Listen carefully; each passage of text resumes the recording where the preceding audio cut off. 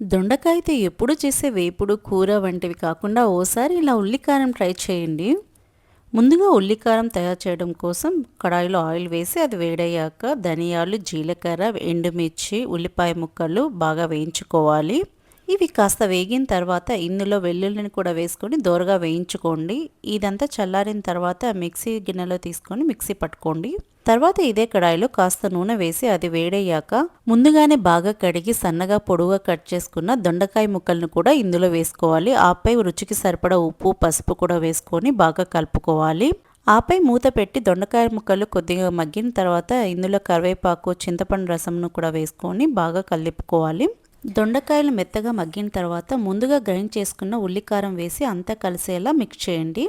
స్టవ్ను లో ఫ్లేమ్లో అడ్జస్ట్ చేసి కలుపుతూ ఉండండి. అంతే, ఎంతో రుచిగా ఉండే దొండకాయ ఉల్లికారం రెడీ అవుతుంది. వేడివేడి అన్నంలోకి, చపాతీలోకి చాలా బాగుంటుంది.